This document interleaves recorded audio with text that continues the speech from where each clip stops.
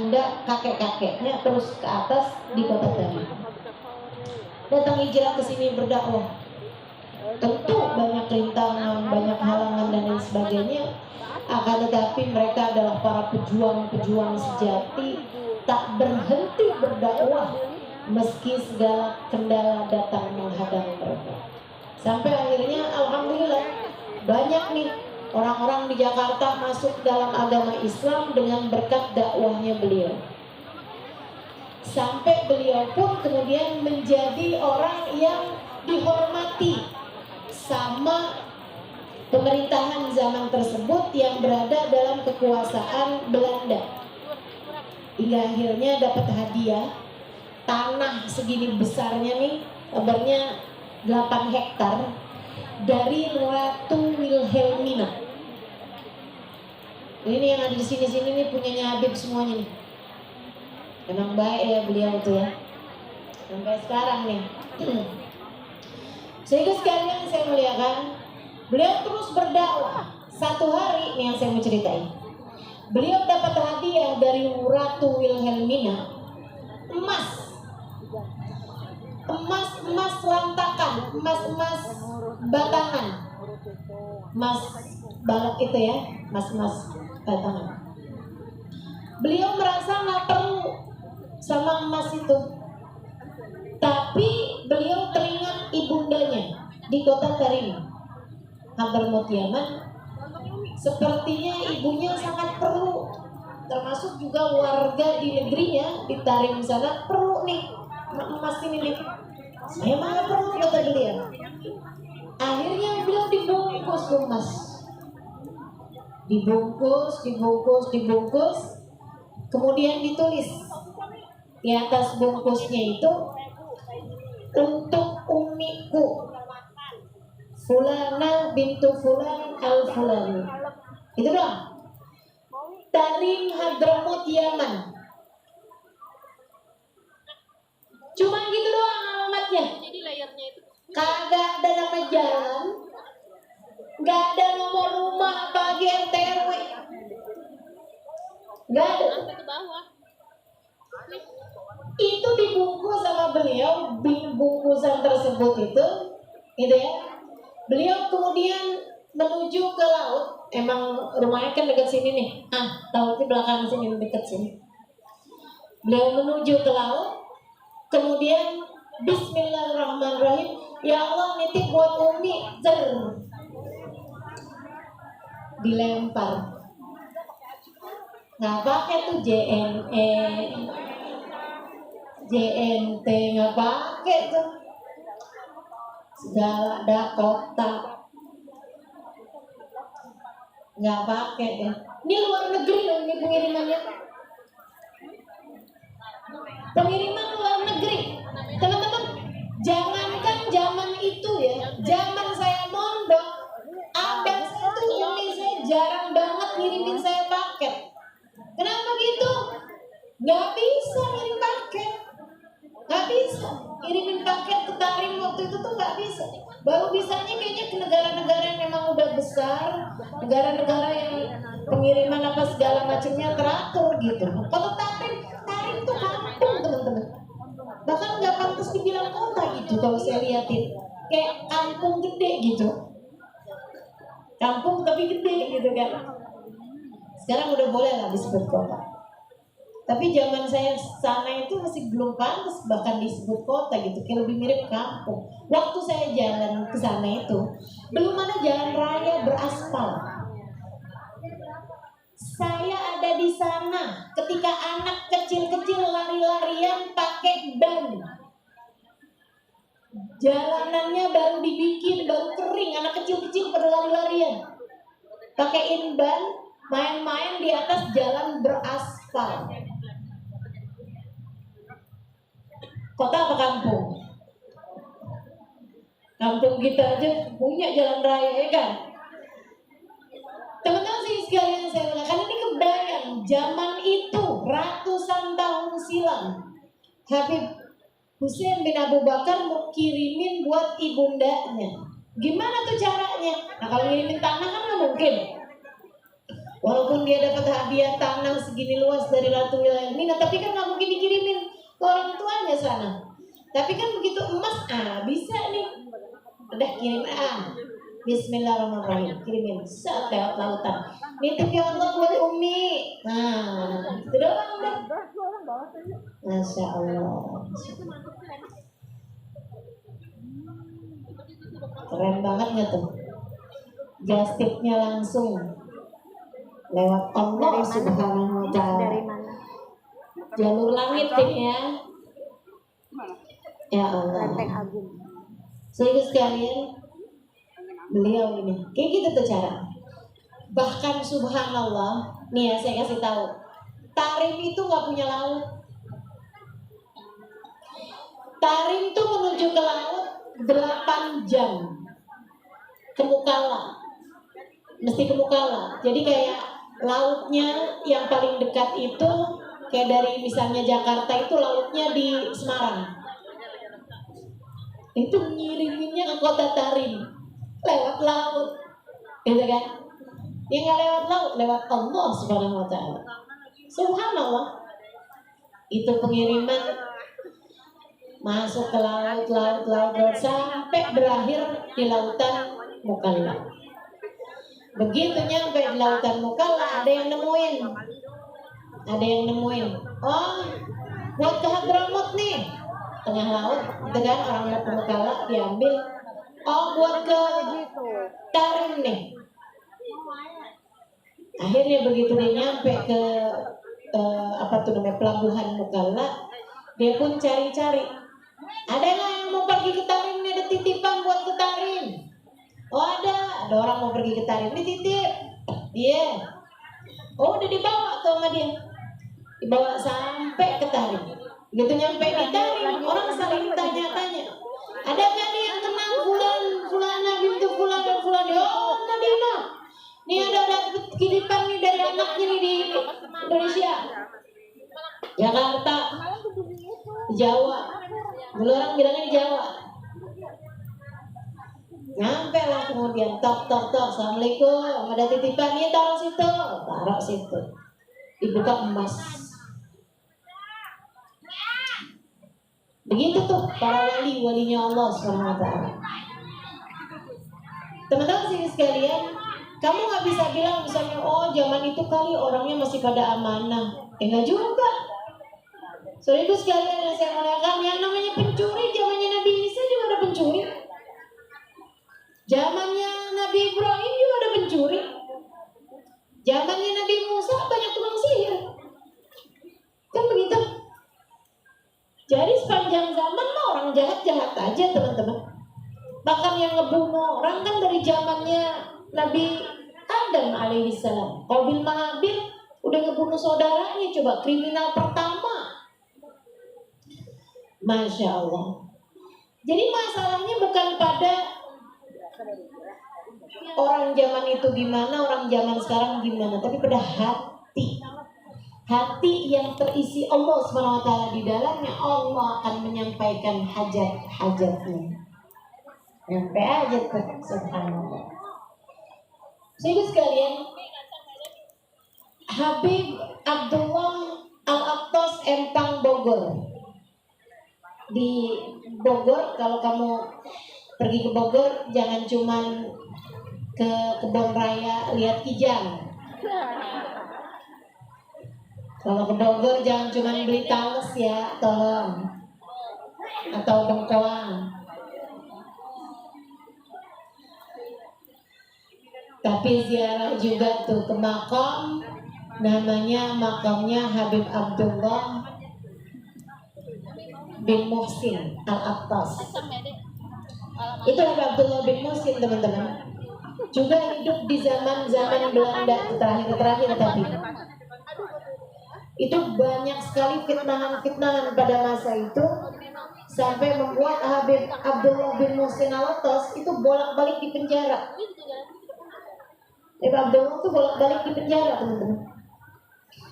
Itu Habib Abdullah di penjara nih kan. Beliau tuh sebelumnya ada ini ya, ada kayak nanti hari Minggu Ana mau akikahin anak Bib. Oh iya, ntar Ana datang, bismillah. Gitu. Begitu Habib Abdullah, ada lagi yang Bib, ntar Ana mau ngawinin anak Bib. Ntar Habib ya ngawinin ya Bib ya. Maksudnya yang penghulunya tuh. Iya, bismillah. Habibnya baik, Masya Allah. Habib Abdullah. Emang abai-abai para ulama-ulama kita nih hatinya luas-luas teman-teman. Akhlaknya luar biasa. Mudah-mudahan yang ke bawah-bawah ini dikaruniai rasa yang sama, rahmatan lil ummah, punya rahmat yang besar terhadap umat.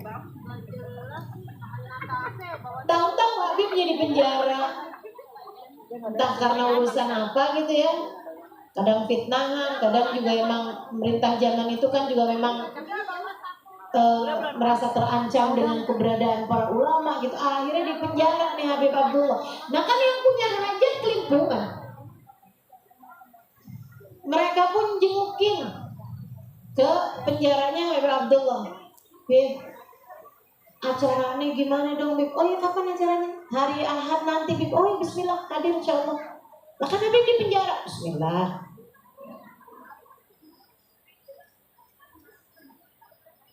Ntar besokannya lagi datang lagi Bib, Ani perlu gantiin orang apa enggak di Bib? Ntar anak Ani mau kawin kagak jadi kawin, dapat enggak ada yang ngawinin. Bismillah nih hadir. Kapan tuh acaranya? Hari itu Bib. Bismillah hadir. Semuanya dijanjikan tetap hadir dan Habib Abdullah beneran hadir. Hadir aja. Pokoknya waktunya akekahan Habibnya ada. Waktunya baca maulid Habibnya datang. Dan waktunya ngawinin angkah tukar gitu kan datang Habibnya. Ayo bismillah. Angkah tukar, zawaj tukar, gitu kan? Bilang qabil tu nikah wa tazwijah. Saya terima nikahnya dan nikmatnya. Saya terima nikahnya bil mahril madkur dengan mahar yang tersebut. Itu datang semua tuh Habibnya tuh. Sampai kemudian orang-orang pada ribut gitu kan. Dia katanya Habibnya iya, tadi penjara keluar dari penjara nih. Begitu tangkap nih gitu kan. Dicarilah di penjara gitu. Ada. Minumnya mau taruh didoain di tuh para kasih Allah Subhanahu wa taala. Luar biasa teman-teman, wali-wali kita nih. Gitu tuh mereka tuh. Kenapa bisa begitu? Mereka mengerjakan apa yang Allah mau. Allah bagi kepada mereka yang mereka mau. Habib Abu Bakar. Sekarang balik lagi nih ke Habib Abu Bakar bin Abdullah Al-Aidarus. Siapa tuh? Yang ngarang kita. Ya. Ini teman-teman saya sekalian, kalau beliau keramatnya itu memang udah benar-benar luar biasa besarnya. Bahkan hal-hal yang benar-benar tidak masuk di akal, yang sampai sekarang orang-orang masih jadi penyelidikan. Adakah alat yang bisa membuat orang bisa kembali ke masa lalu atau bisa ada di masa depan? Itu kan masih terus apa tuh namanya, time travel, mesin waktu itu selalu jadi perbincangan tuh, mesin waktu itu. Sampai pernah tuh orang ada yang foto zaman dulu tapi kelihatan mukanya orang kayak zaman sekarang gitu. Di zaman-zaman itu udah ada orang pegang HP gitu kan, ketangkep sama kamera gitu. Makanya orang mempermasalahkan apakah benar ada mesin waktu yang bisa bikin orang zaman sekarang bisa lari ke masa dulu, atau zaman sekarang bisa ada di masa depan gitu. Sampai sekarang sih belum ditemukan, belum ada tuh alatnya, itu belum bisa orang bikin kayak begitu teman-teman sekalian. Tapi kalau kita nih yang belajar agama Islam dan tahu bahwa kudratnya Allah tak terbatas, tahu bahwa kekuasaan Allah tak terbatas, tahu bahwasanya di sisi Allah Subhanahu wa taala nggak ada yang mustahil. termasuk urusan mesin-mesin waktu ini teman-teman. Termasuk kayak para wali-walinya Allah yang bisa berada di dua tempat dalam satu waktu, kayak yang tadi saya ceritain. Ini kalau para wali-walinya Allah, saya bahkan dari kecil-kecilan udah dengar tuh yang kayak begituan. Orangnya ada di rumah juga, tapi ada di mana juga, gitu kan? Para wali-walinya Allah kan kayak begitu tuh. Orangnya di Indonesia gitu loh, akan tetapi bisa sholat di Masjidil Haram, Masjid Nabawi gitu. Kayak yang kemarin saya ceritakan, Habib Abu Bakar ini pergi haji, bawa keluarganya, kan cuma tinggal pegangan semuanya doang, tiba-tiba udah nyampe di sana. Pas udah nyampe di sana ada yang ketinggalan. Anak kecilnya tuh ketinggalan, disuruhnya pembantu aja buat ngambilin. Masya Allah, Masya Allah. Para wali-walinya Allah SWT teman-teman, itu kayak begituan tuh. Mereka mesin waktu, mesin tempat tuh kayak bisa dilipat-lipat gitu buat mereka waktu. Termasuk nih Habib Abu Bakar nih. Jadi ceritanya Habib Abdullah, siapa tuh?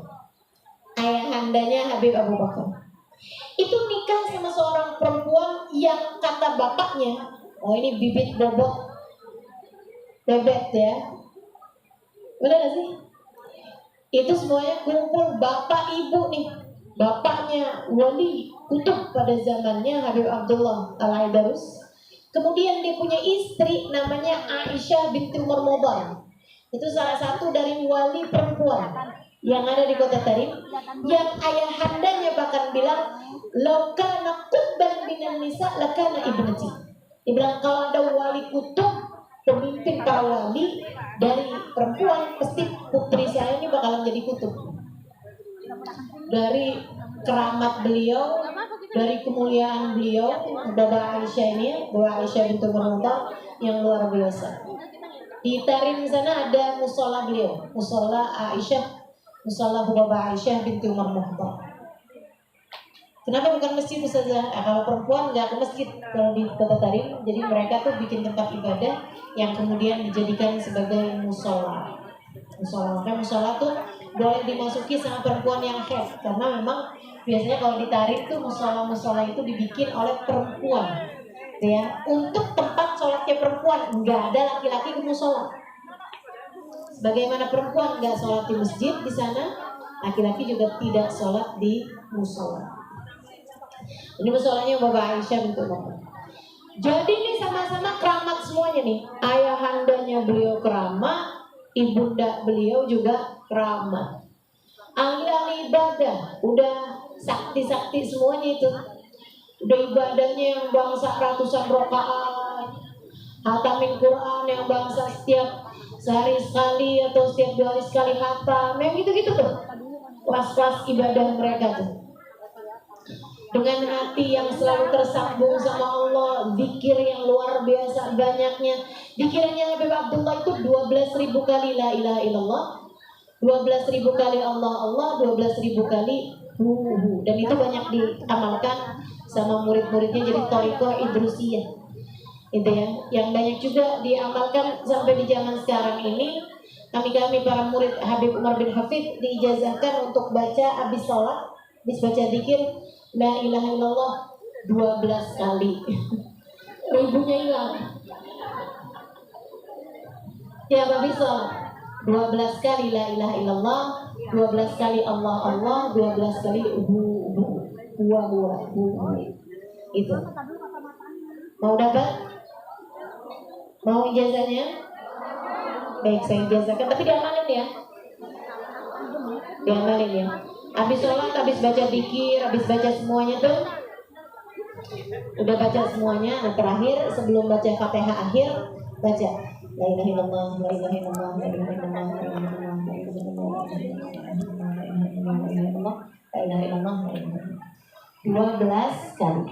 Allah Allah, Allah Allah, Allah Allah, Allah Allah, Allah Allah, Allah Allah, Allah Allah, Allah Allah, Allah Allah, Allah Allah.